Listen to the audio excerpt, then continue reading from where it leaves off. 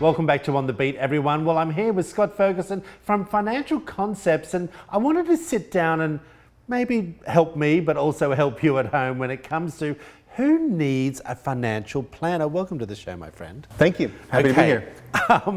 Financial planning. Where do we start? When do we start? Who needs it? There's so many questions. That's right, a bunch of questions. Okay, where do we start? Where do we start? Well, I think that, oftentimes we think that a financial plan is only for folks with, great means, very wealthy folks. I'd argue just the opposite, right? I think everybody needs a financial plan, right? We've all got different dreams and goals that we're trying to reach for and achieve. But if we don't put a plan in place, we're just continue on this little path that we're on. We don't know if we're going in the right direction or the wrong direction. We don't know what we should be doing to reach those dreams and goals. It's interesting you just said all different levels, because I remember when someone told me I needed a financial planner and I went into an office and they said to me, oh no, you don't earn enough yet.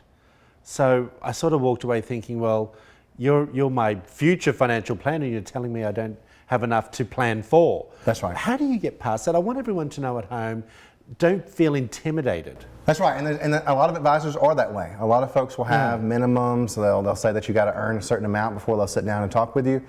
I think that's kind of foolish thinking. In my mind, everybody's got to start somewhere, right? Most of us don't start off with bags of money, right? We start off very small and we build our way up.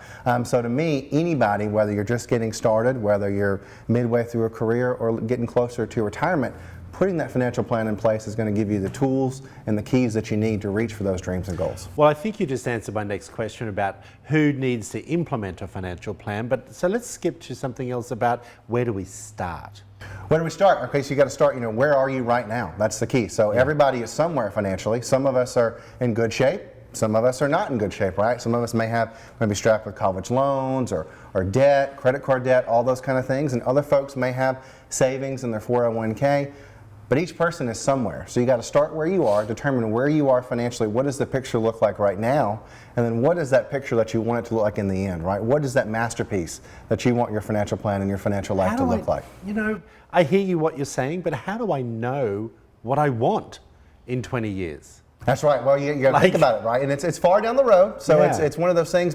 And life changes. Life changes, and so that's the key with a financial plan is that you always want to make sure that you're updating and checking that financial plan to make sure that it's still in line with your goals and dreams, right? Because your goals and dreams right now, 5 to 10 years from now, may be different. They may be the same or they may not. So your financial plan to me is a document or a thing that's going to ever evolve and change as your life changes. You want your plan to change with you. Well, that's perfect, because I did want to ask you, how often should we review our financial plan? I like to review a financial plan at least once a year. Really? Some folks want to do it more often than that, but I want to do it at least once a year to make sure that we're on the right track. Because as you said, life's going to change. Life is the best at throwing a curveball. Right when we think everything's going this way, we end up over here. And so you want to make sure that you're checking that financial plan, reviewing it to make sure it's in line with where you are, or if there's been a curveball, what do we need to do to get that plan back on the right track? Maybe we've had a setback, maybe we've had a job loss. All those kind of things that can change a financial plan, you want to be reviewing it to make sure that your plan's still on the right track. Well, I want everyone to know at home, and maybe you can let us all know, because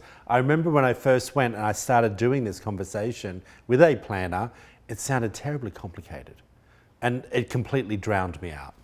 That's right. And I always make the joke, in our industry, we're the best at muddying the water. We like to make things complicated, right?